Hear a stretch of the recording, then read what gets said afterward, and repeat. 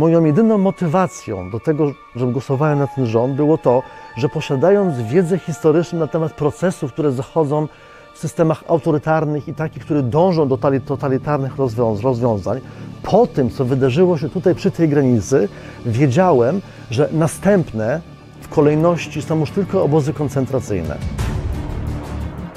Mamy baraki dla imigrantów. W Auschwitz, w Majdanku, w Treblince, w Sztuthofie mamy dużo baraków zbudowanych tu przez Niemców. Należy im założyć chipy, tak jak się pieskom zakłada, a tańsze jest oczywiście numery na lewej ręce wytatuować i wtedy łatwo się ich znajdzie. Czyli Polska będzie śmietnikiem, tak jak do nas przywozili tiry niepotrzebnych u siebie odpadów.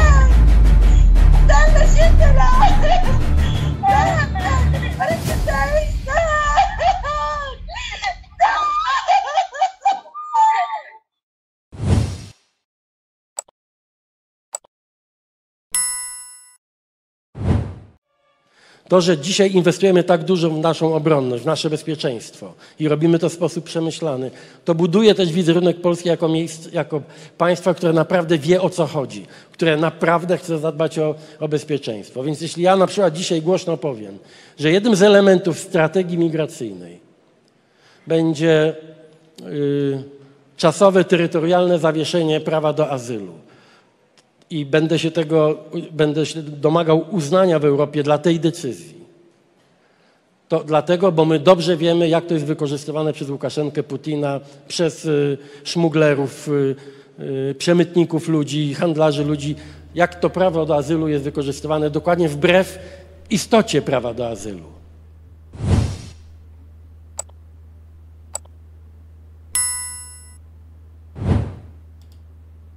O zawieszeniu prawa do azylu mówił Donald Tusk. Jutro będzie przedstawiał ze szczegółami strategię migracyjną na najbliższe lata i dowiemy się, o co tak naprawdę chodzi z tym zawieszeniem prawa do azylu. Ale te słowa, które padły na konwencji Koalicji Obywatelskiej, budzą wielki niepokój i oburzenie ludzi, którzy od lat walczą o prawa człowieka, między innymi Agnieszki Holland, która, dziękuję ślicznie, jest moim i waszym gościem. Agnieszka Holland, witam serdecznie. Dobry wieczór, witam cię.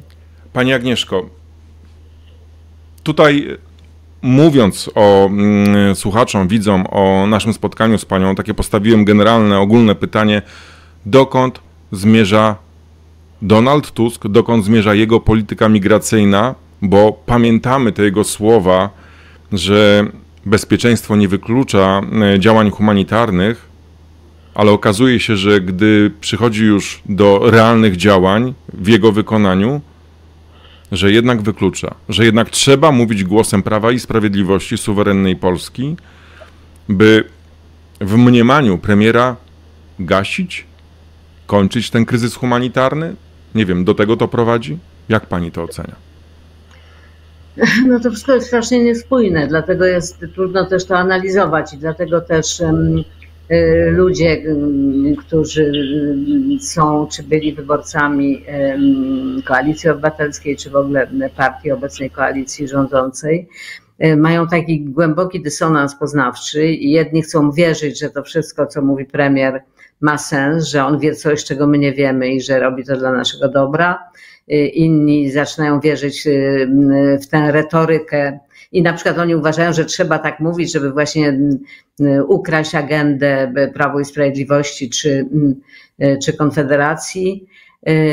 Jeszcze inni uważają, że rzeczywiście jest tak, jak mówią nie tylko Tusk, ale też Kosiniak-Kamysz czy tacy politycy KO powtarzający za Tuskiem wszystko jak za panią matką, że sytuacja się bardzo zmieniła i że teraz to nie są już migranci i uchodźcy, których na przykład można było oglądać w moim filmie, ale że to są hordy wynajętych przez Łukaszenkę zdrowych byczków, którzy właściwie są agresywni i chcą zdestabilizować Polskę.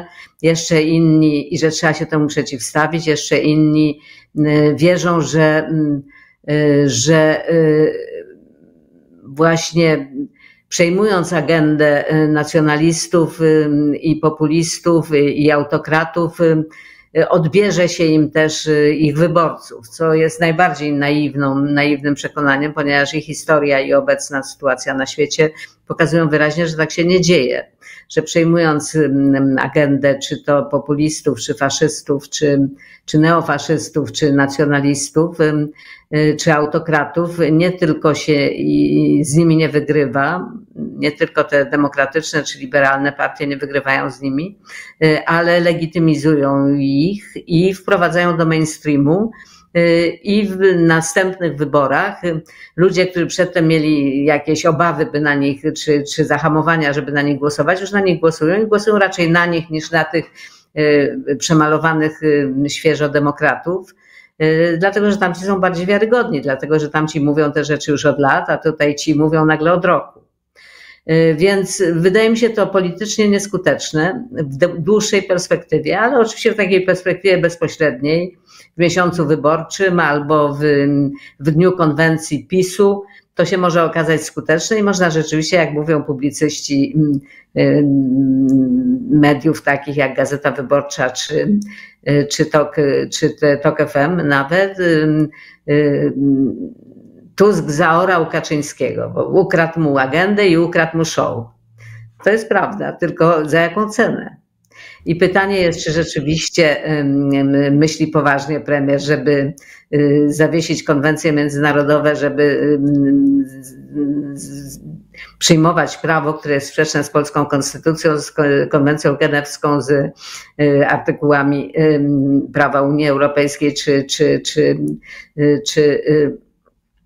czy praw człowieka, czy też po prostu właśnie używa takiego, wrzuca granat w szambo i liczy, że efekt będzie tak spektakularny, że to przykryje jakieś inne wydarzenia. Także wszystko się tu miesza ze wszystkim. Natomiast jeżeli wrócimy do meritum, to znaczy do tej narracji, tej retoryce o strasznym zagrożeniu ze strony uchodźców, czy migrantów i że to właściwie nie są migranci, tylko jakieś hordy, no to jest to retoryka, która jest bardzo niebezpieczna społecznie, ponieważ wzmaga strach przed obcym i wzmagając ten strach jednocześnie stygmatyzuje całe grupy ludzkie, dehumanizuje je i wprowadza do przestrzeni publicznej przyzwolenie na przemoc wobec nich, co zresztą zobaczyliśmy tuż po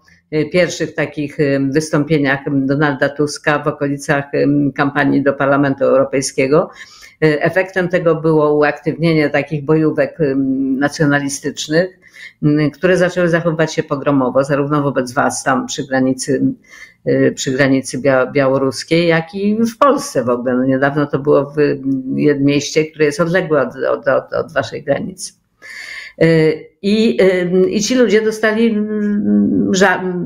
wiatru w żagle, sama się o tym przekonałam, ponieważ fala hejtu w mediach społecznościowych na mój temat, na temat mojego filmu, naszego filmu, moich współpracowników wzmogła się do rozmiarów większych bodajże niż to było przy okazji premiery filmu i nagonki ze strony pisowskich władz, a w każdym razie zrobiła się bardziej taka, powiedziałabym, butna, triumfalna i bezczelna. Na przykład kiedy był pokaz tego filmu plenerowy na festiwalu we Wrocławiu Nowe Horyzonty, to ten pokaz zakłóciła taka dobrze zorganizowana bojówka, która uniemożliwiała widzom oglądanie tego. Więc chcę powiedzieć, nie chcę się tutaj, nie chodzi mi o to, żebym żaliła się na jakieś swoje niedogodności, bo też szczerze mówiąc nie jest to. Ale to jest bardzo ważne, Pani Agnieszko, to co Pani mówi, bo to dotyka ludzi zasłużonych, wybitnych, no każdego, kogo by nie dotykało, ale też Pani mówiąc o swoim przykładzie, no pokazuje też i tej władzy, którą teraz mamy, władzy, którą Pani wspierała, gdzie się pani tak bardzo spieszyła z produkcją tego filmu, żeby w trakcie kampanii wyborczej pokazać Polakom, co naprawdę dzieje się na pograniczu, bo to z pani filmu, z Zielonej Granicy, nawet i politycy z województwa podlaskiego dowiadywali się, jak wyglądają te pushbacki, co było zaskoczeniem, bo tutaj też oddzielna sprawa, oddzielny wątek, to jak media wypełniły lub nie swoją misję, informując lub nie o tym, co tak naprawdę dzieje się na pograniczu.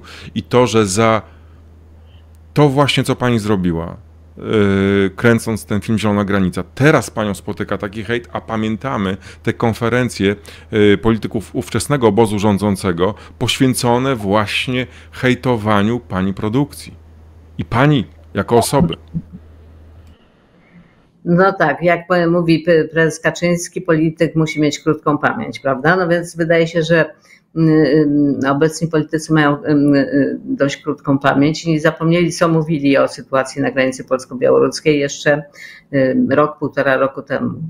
Również premier Tusk, jest jego taka zarejestrowana wypowiedź na kampusie przed 2 lat, na kampusie Rafała Trzaskowskiego, gdzie mówi, co tam trzeba robić, żeby było humanitarnie, jak ważny jest humanitaryzm wobec uchodźców, imigrantów i że to naprawdę nie jest problem, żeby dbając o szczelność czy bezpieczeństwo granicy, jednocześnie traktować po ludzku i zgodnie z prawem ludzi, którzy się tam znaleźli. No ale ta krótka pamięć. W każdym razie wracając jakby historycznie do momentu, kiedy zaczął się ten współczesny kryzys uchodźczy, czy wyzwanie uchodźcze w Europie, czyli do roku 2014-15, do wojny w Syrii, to trzeba powiedzieć, że wtedy zapanował wśród elit politycznych Unii Europejskiej strach, ponieważ Viktor Orban pokazał i Jarosław Kaczyński, jak szybko i skutecznie można zbić kapitał polityczny na właśnie straszeniu uchodźcami, dehumanizowaniu ich i jakby budowaniu takiego poczucia, że musimy przejąć kontrolę i zamknąć się szczelnie w naszym domu. To się okazało bardzo skuteczne. Ci mainstreamowi politycy, tacy jak Donald Tusk, który wtedy był już przewodniczącym Rady Europejskiej, zorientowali się, że to jest właśnie, że na tym można zbić kapitał i zaczęli zastanawiać się, jak mogą przejąć tę agendę i to był proces. Ten proces trwał te 8 lat i widzimy jego skutki. Skutki polegają na tym, że się upodobnili do tych, którzy to wymyślili, czyli na przykład Donald Tusk dzisiaj mówi Viktorem Orbanem, nie mówiąc o tym, że mówi również Mariuszem Błaszczakiem.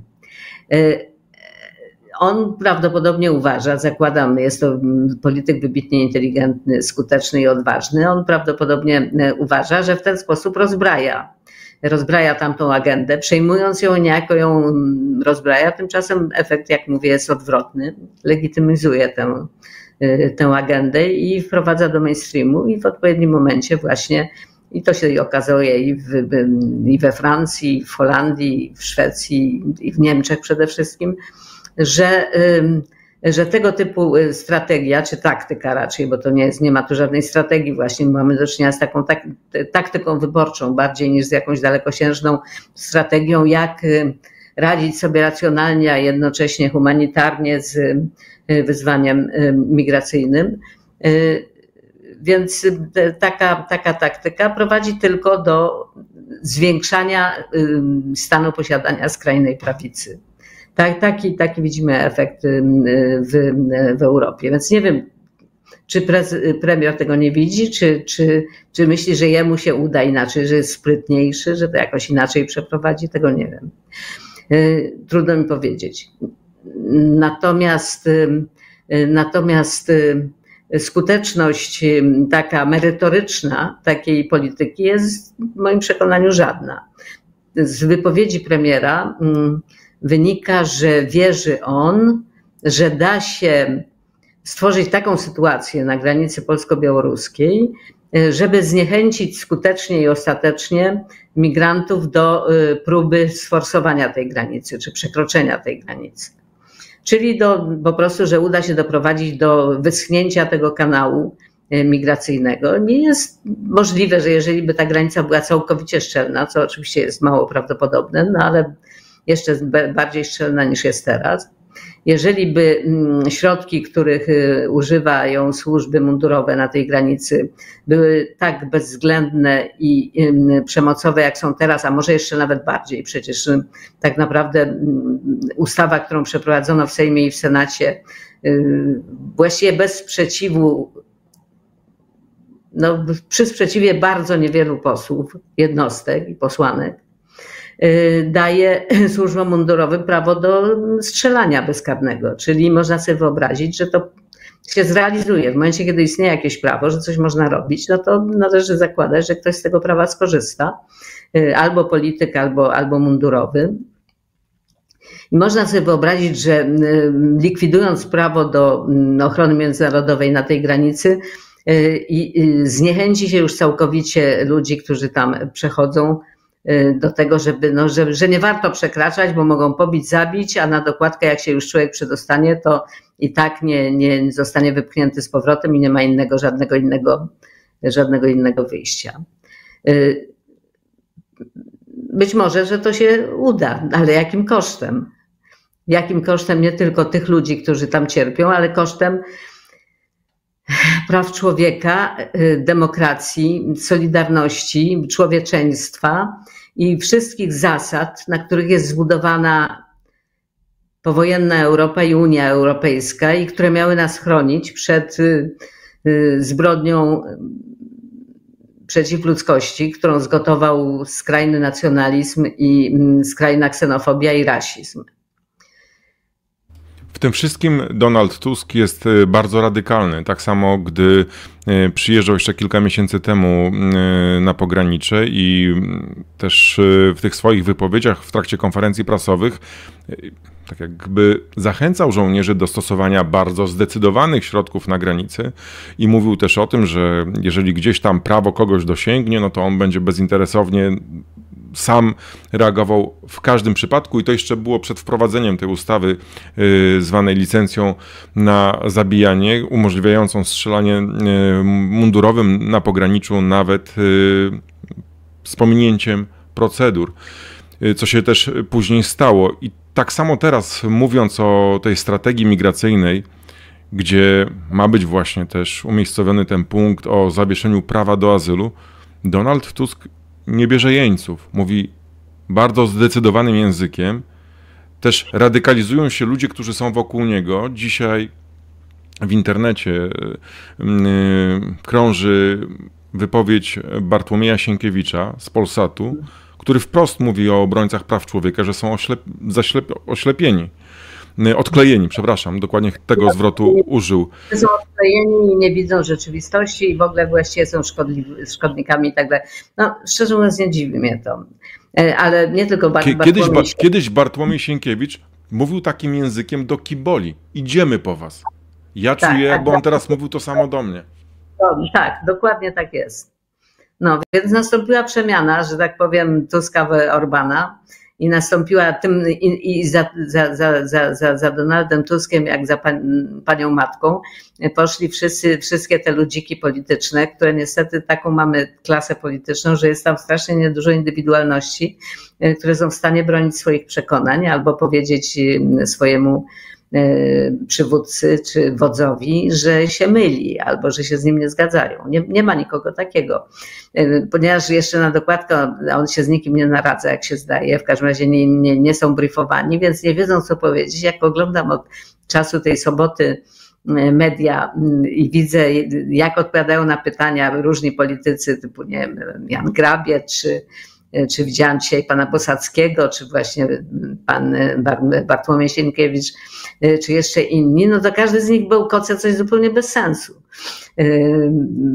Grabiec powiedział na pytanie, a dobrze, a co w takim razie z tymi ludźmi, którzy są u nas w procedurze azylowej? A on mówi, odeślemy ich do domu.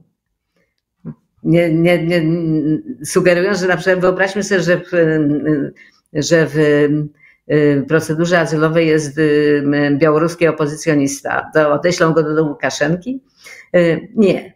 to mówi pan Bosacki dzisiaj mówi, że nie ma mowy, żeby odsyłać Białorusinów, to znaczy, że podzieli się ludzi na tych o ciemnym kolorze skóry i na tych Słowian i Słowian będziemy dawać Słowianom azyl, a tamtym nie będziemy dawać azylu.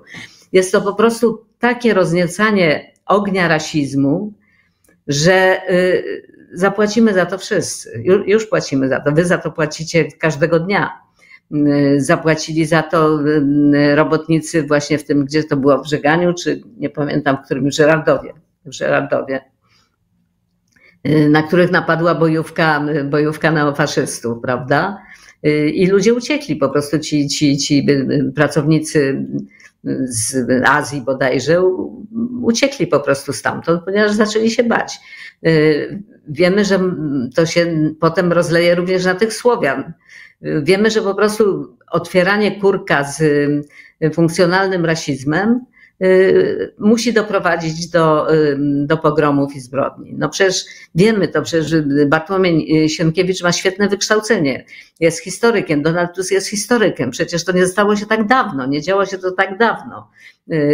Ta równia pochyła, która najpierw zmieniała prawa na takie, które nie bronią całych grup społecznych czy etnicznych, potem uruchamiała te bezprawne prawa, te nieludzkie prawa i potem wyciągała z nich wnioski w rzeczywistości.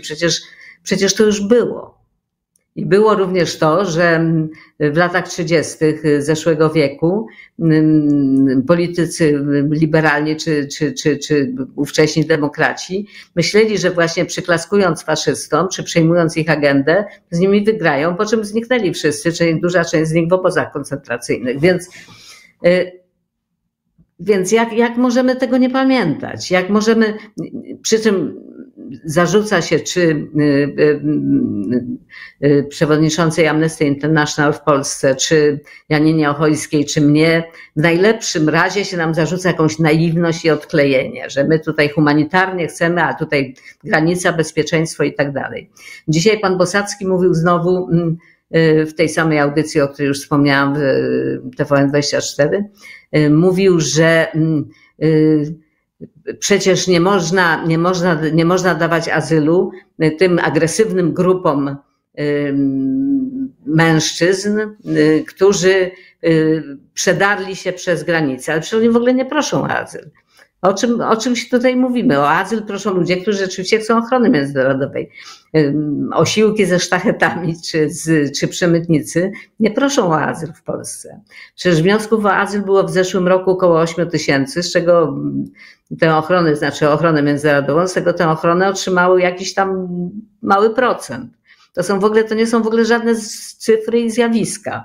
Przecież to, co mówił Donald Tusk w tym fragmencie, który pan tutaj pokazał, że Łukaszenka i Putin wykorzystują naszą właśnie procedurę azylową. Nie. To nie jest tak, że tutaj przebijają się setki agentów Putina i Łukaszenki, którzy proszą o azyl, a my w naszej naiwności udzielamy. Przecież te procedury są właśnie po to, żeby wyeliminować tych, którzy rzeczywiście na ochronę zasługują, od tych, którzy albo na nią nie zasługują, albo są po prostu jakimiś innymi przestępczymi czy agenturalnymi jednostkami. Przecież po to jest. I skala tego pokazuje, że zapanowanie nad tym przy pomocy przestrzegania prawa i użycia odpowiednich służb właśnie do tego, żeby to sprawdzać, jest najprostszym rozwiązaniem tego akurat problemu. Tutaj naprawdę chodzi o to, żeby przebić konwencję PiS-u. I to, jeżeli uświadamiamy sobie, że kosztem tego jest dalsza banalizacja łamania prawa i dalsza banalizacja łamania praw człowieka i moralny upadek ogromnej części polskiego społeczeństwa, które zaczyna wierzyć, że właśnie tak trzeba postępować, to jest dokładnie to, co chciał osiągnąć Putin i Łukaszenka. Dokładnie to. Bo przecież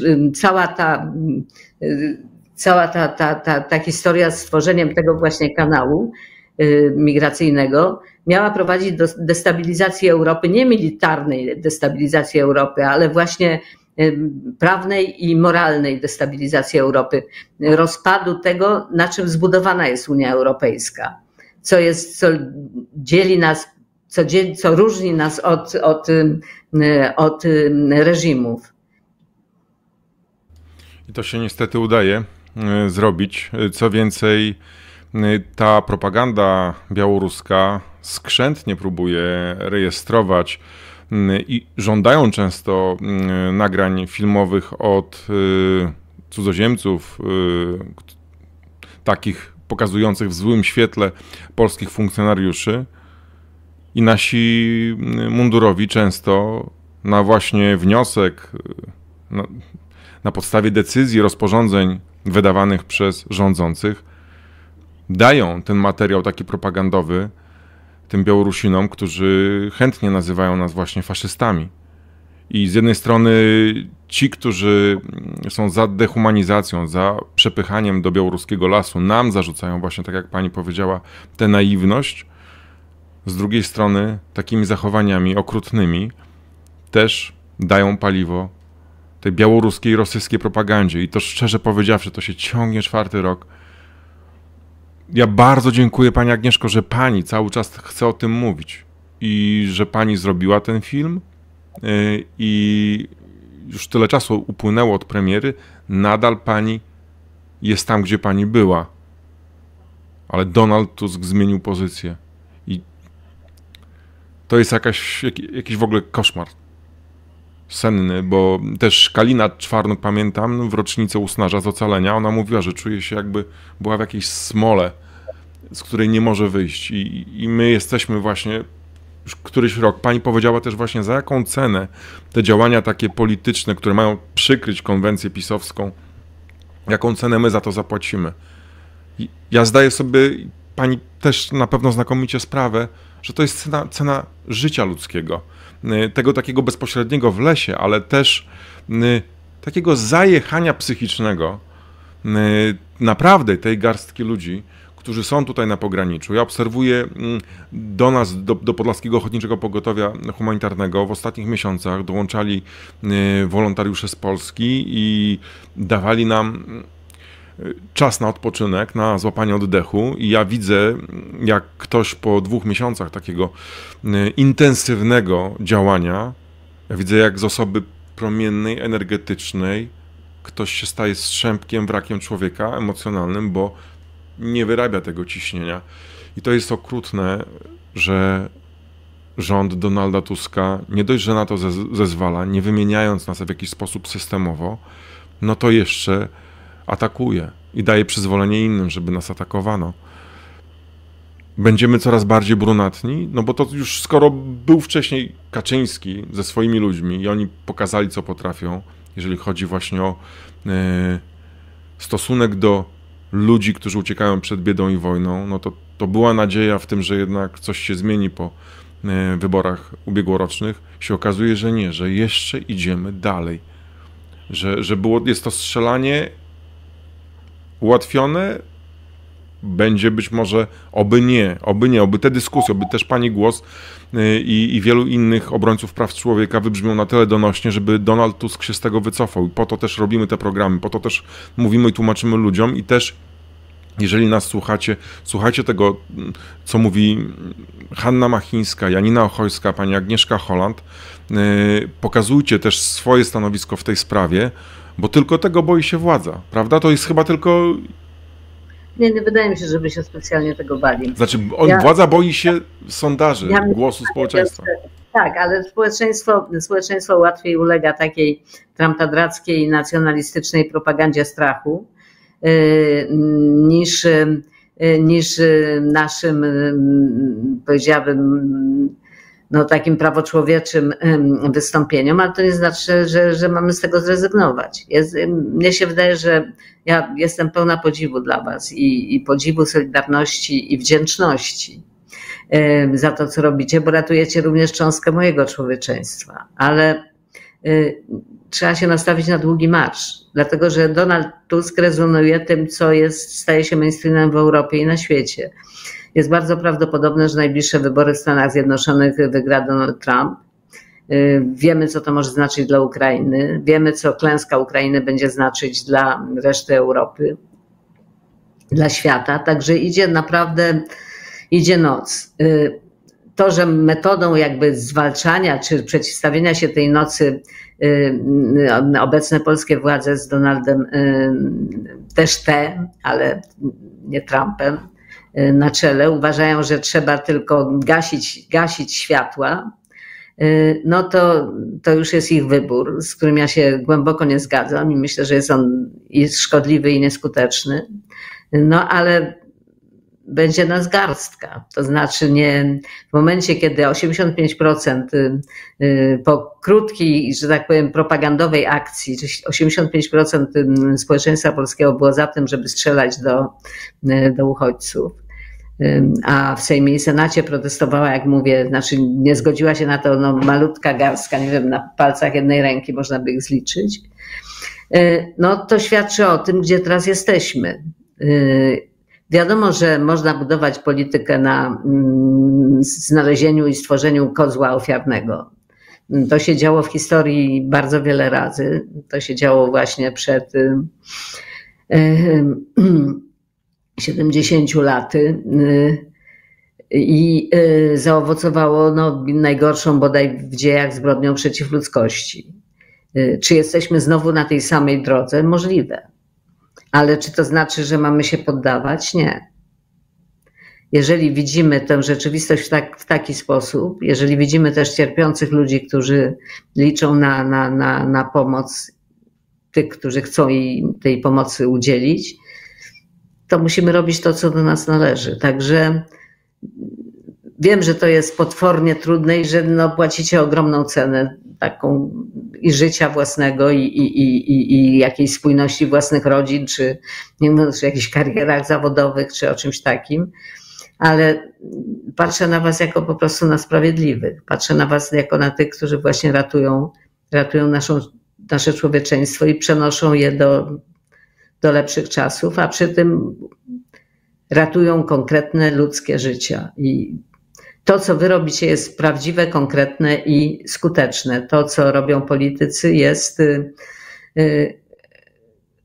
grą, jest cyniczną w sumie grą na wyborczych sondażach. Także jest tu ogromna różnica, bardzo trudno się z tak różnych punktów widzenia się ze sobą dogadać. No ale myślę, że musimy mówić, wołać, przekonywać i starać się też uczciwie popatrzeć na to wyzwanie migracyjne, na powody, dlaczego Europa się tak tego boi, na łatwość, z jaką staliśmy się zakładnikami dyktatorów zewnętrznych, reżimów Putina czy innych, którzy wyczuli tę naszą słabość, te nasze lęki, ten lęk przed utratą bezpieczeństwa, ale przede wszystkim lęk przed utratą komfortu.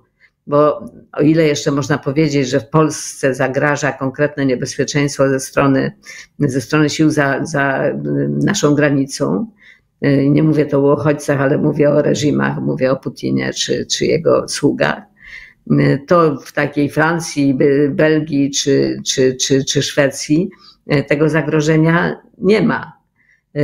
To, czego ludzie się tak bardzo nękają, to jest właśnie utrata komfortu, który staje się dyskomfortem w momencie, kiedy trzeba się podzielić z ludźmi, którzy są z innej kultury, z innej religii, innego koloru skóry. Wymaga to dużego społecznego wysiłku i pracy.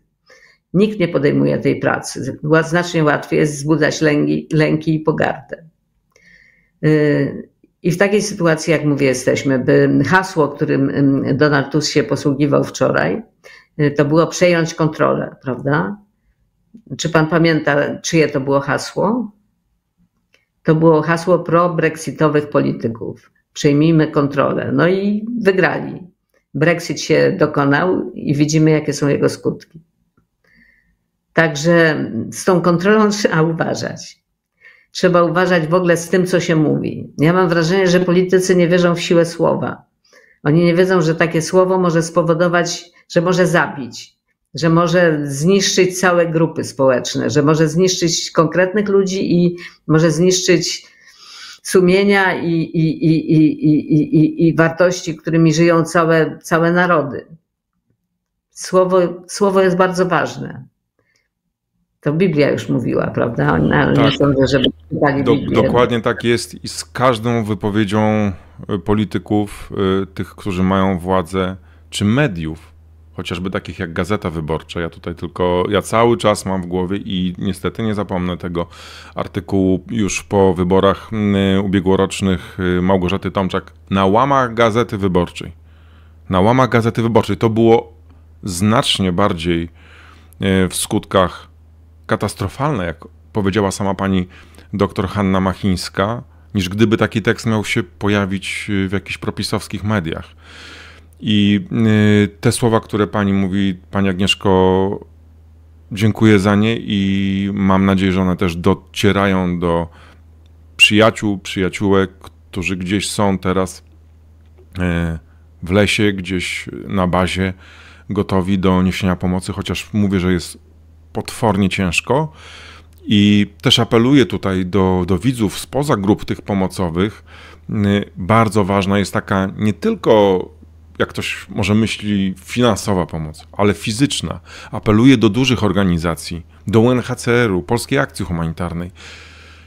Przez 3 lata tak konkretnie, bazowo, w terenie, gdzieś w lesie, do Caritasu, do PCK.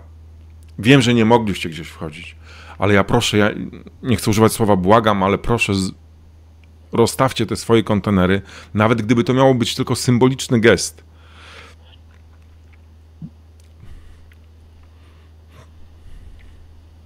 Ale po prostu to jest niezbędne. Przepraszam.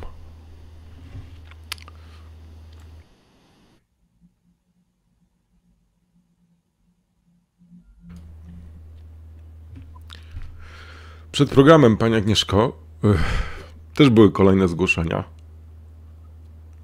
I ludzie są zmęczeni.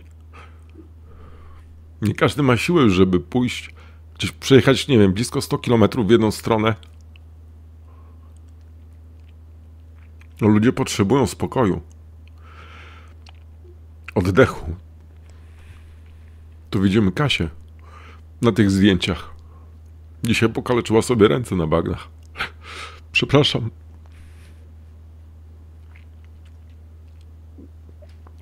Za emocje, ale to też nie chcę mówić, że to tylko mi jest ciężko. Ja próbuję gdzieś się odnaleźć jeszcze i gdzieś staram się stawiać te granice, ale wiem, że ludzie po prostu, no, nawet jak są wykończeni i już nie mają tych sił, to jak przychodzi kolejne zgłoszenie, ale to rozwala, to po prostu rozwala i nie ma wymiany, nie ma systemowej pomocy, o którą prosiłem od momentu zmiany władzy i to jest okrutne, że takich ludzi się dojeżdża, tak. Tu widzimy Karolinę Mazurek. Karolina z Zosią, bardzo panią pozdrawiają. Oglądają nas też. Zosia i Karolina. I to są takie chwile. I Agata. I tutaj też widzimy przytula rodzinę zmarłej Liwin. Agata też wymaga przytulenia, bo przychodzi też, tak jak wiele osób tutaj działających, trudne chwile. Bardzo ważne są te słowa, które pani mówi, dodają otuchy tak, że trzeba się trzymać, ale potrzebna jest zmiana. Jeżeli nie systemowa, no to organizujcie się, twórzcie swoje jakieś grupy Granica, swoje podlaskie ochotnicze pogotowia humanitarne, może pod innym szyldem róbcie, no nie, bo to już 4. rok się rozpoczął tego. I cały czas myślenie o tym, mówienie o tym, no jest przytłaczające, A pani Agnieszka też, mimo tego, że jest w rozjazdach, że też musi zadbać o siebie, dzisiaj poświęciła nam czas. Dziękuję pani Agnieszko serdecznie. Nie chcę też pani przytrzymać, przepraszam też i za moje te oznaki słabości. Przepraszam. Są takie momenty, że czasami po prostu i ciężko zapanować. 2 zdania jeszcze do ludzi. Może pani Agnieszko, pani będzie lepiej, zaświeci słońce? Nie mogę tego obiecać. Muszę powiedzieć, że największe słońce jest w was. Także, ale wiem, że no wiem, że po prostu ludzie są tylko ludźmi, że mają swoją wyporność i że mogą zrobić tylko to, co mogą zrobić. I mam nadzieję, że paradoksalnie, że ten obecne rozczarowanie i radykalizm ideologiczny tej obecnej władzy, że zmobilizuje bardziej jeszcze tę grupę obywateli, którzy nie godzą się na takie podejście do naszych praw. Dziękuję pani ślicznie. Spokojnej nocy. Dziękuję wam, że jesteście też z nami. Pamiętajcie o tej granicy, pamiętajcie o ludziach tutaj w drodze, pamiętajcie, że to są tacy sami ludzie jak każdy. To jest taka prosta sprawa, że przecież my jesteśmy tacy sami. A wszędzie zdarzają się jakieś czarne owce. No, tylko w kółko trzeba ludziom tłumaczyć, że nasze serca, niezależnie od koloru skóry, biją w tym samym tempie. Jesteśmy tak samo psychicznie i zmontowani z ułomnościami, z naszymi talentami, z pasjami. Ta wspaniała scena, ta z filmu, pani, na koniec, z tą muzyką. Nawet na wspomnienie tego, to przecież to takie proste, a tak wymowne. Pani Agnieszka Holland była moim, waszym gościem. Dziękuję ślicznie, pani Agnieszko. Spokojnej, dobrej nocy i dużo zdrowia. Dziękuję bardzo. Dziękuję. Moją jedyną motywacją do tego, żebym głosowałem na ten rząd, było to, że posiadając wiedzę historyczną na temat procesów, które zachodzą w systemach autorytarnych i takich, które dążą do totalitarnych rozwiązań, po tym, co wydarzyło się tutaj przy tej granicy, wiedziałem, że następne w kolejności są już tylko obozy koncentracyjne. Mamy baraki dla imigrantów. W Auschwitz, w Majdanku, w Treblince, w Sztuthofie mamy dużo baraków zbudowanych tu przez Niemców. Należy im założyć chipy, tak jak się pieskom zakłada, a tańsze jest oczywiście numery na lewej ręce wytatuować i wtedy łatwo się ich znajdzie. Czyli Polska będzie śmietnikiem, tak jak do nas przewozili tiry niepotrzebnych u siebie odpadów.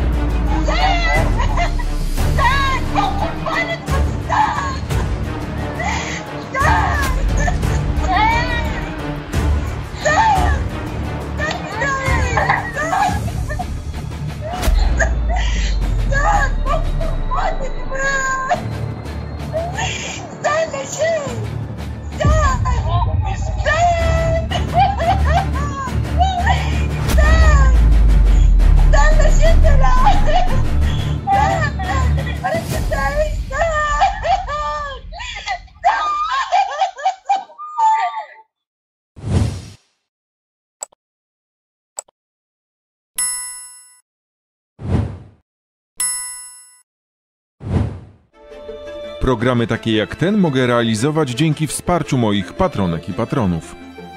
Dołącz do tego grona na patronite.pl/CzabanRobiRaban. Ten kanał możesz wspierać na portalach subpi.pl i Buy Coffee. Szczegóły w opisie filmu. Aktualne wiadomości z pogranicza polsko-białoruskiego, reportaże i rozmowy znajdziesz na stronie czabanrobiraban.pl. Powstała dzięki wsparciu programu grantowego Media Lokalne na rzecz Demokracji Journalism Fund Europe. Napisy do materiałów wideo na kanale Czaban Robi Raban tworzy Fundacja Technologie dla Ludzi. Dziękuję za wsparcie Joannie Klimowicz, Małgorzacie Rycharskiej i Fundacji Wolno Nam. Oprawę muzyczną moich reportaży zapewnia Studio Soho Film i Multimedia z Poznania. Twórca kanału Czaban Robi Raban, nagrodzony diamentem Patronite i wyróżnieniem Fundacji Polkul. Piotr Czaban, dziennikarz, obywatel roku 2023. Tytuł przyznany przez Towarzystwo Dziennikarskie za odwagę, wytrwałość i bezkompromisowość. Piotr Czaban, nominowany do Pióra Nadziei Amnesty International. Honorowym patronem kanału Czaban Robi Raban jest Piotr Nagłowski. Emil Hakim al-Sam Marraj. Do grona moich patronów należą Małgorzata Wróblewska, Kacper Gontar, Anna Machcewicz, Małgorzata Maj, Leleks 200, Małgorzata Grzankowska, Barbara Majewska, Sebastian Iwaniec, Grzegorz Paprzycki, Krzysztof Dziedzic, Adam, Zofia Malcher, Julia Missala, Zbigniew Sadowski, Witold Ściślak, Katarzyna Szymielewicz, Małgorzata Sajkiewicz-Kręt, Jan Kaliszewski, Jarosław Magielski, Iza Tarasewicz, Katarzyna Woch, Ewa Jeronim, Basia Esz, Małgorzata Pietrowska, Wawrzyniec Mąkinia, Anna Guzek, Olga Hajda, Darek Mickiewicz, Ruslan, Katarzyna Mitros, Krystyna Kilde, Małgorzata Szczecina, Beata Just, Krzysztof Jania, Weronika Szawara, Joanna Barszczewska, Adam, Anna Domanowska, Katarzyna Zaręba-Niedźwiecka, Jakub Górnicki, Grażyna Przybyszewska, Iwanka Sudek, Katarzyna Szastok, Klara Półmrok, Ewa J.P., Małgorzata Maj, Julita Białobłocka, Robert Gola, Gabriela Wiktorowicz, Danuta Dowiat, Lelek z 200, Karolina Baca-Pogorzelska, Barbara Joanna Mrozińska-Badura, Mateusz Wojak, Patrice Senekal, Paweł Pacyński, Beata Piechocińska, Maciej Reputakowski-Madej, Arwo Pole, Jerzy Machnikowski, Miszka Otlowski, Małgorzata Staszewska, Barbara Pomorska, Małgorzata Kłoszewska, Anna Smenda, Karol Stańczyk, Agnieszka Wrzaskowska, Majka Duczko, Dariusz Cygert, Adam Myk, Ewa Szczepankiewicz, Teresa Fulbiszewska, Beata Walatek, Wiesława Grecka, Agnieszka Kurzyńska, Paweł Smater, Janusz Bójko, Małgorzata Kundzicz, Urszula Keczma, Anna Langowska, Marek Durski, Andrzej Dunaj, Anna Dormajer, Katarzyna Frejlichowska, Beata Sujka, Tomasz Zduński, Andrzej Marszałek, Alina Geniusz-Siuchnińska, Jacek Czernik, Krzysztof Dziedzic, Katarzyna Dąbek, Adam Drabent, Maciej Śliwa, Marzana Potepa, Jolanta Tomczak, Lucyna Kielmińska, Jadwiga Jędryjas, Agnieszka Będkowska, Anna Pasikowska, Marcin Pankał, Anita Poddębniak, Antoni Komasa-Lazarkiewicz, Piotr Szyndlarewicz, Bożena Nowak, Joanna Niebieszczańska, Ania Pieńkowska, Krzysztof Biniarz, Błażej Marciniak, Jolanta Malinowska, Dariusz Dudojć, Anna Kopydlowska, Krystyna Kozioł, Helena Szlezak, Darek Łankowski, Jacek i Anna Czernuszenko, Marta Springer, Ewa Łabus, Wioletta Chrost, Alina Bilińska-Solarz, Dariusz Pypłacz, Maciej Żurek, Genowefa Nowak, Maria Szyszko, Hanna Kotowska, Jakub Bielikowski, Joanna Tyszczuk, Dorota Lubiewska, Olga Łojewska, ABCD, Bogna Badowiec, Anna Mrowiec, Joanna Karbowska-Bebel, Aleksandra Bolczyk-Szepchert, Marlena Fatyga, Agata Drummond, Basia Madej, Katarzyna Więciorek, Aleksandra Lipowska, Marcin Pyrzyk, Ewa Tarasewicz, Bartosz Romanek, Maciej Handzlewicz-Wacławek, Gosia Adamczyk, Agnieszka Wolska, Iwona Skoneczna, Agnieszka Grondas, Wioletta Wojtasiak, Aga Lys, Adhina Jędrzejczyk, Kasia Kruszewska, Marta Sikora, Magdalena Babral, Tomasz Białecki, Beata Andrysiak, Paweł Podkościelny, Dariusz Grochal, Hubert Zadrożny, Krystyna Ostrowska-Cichocka,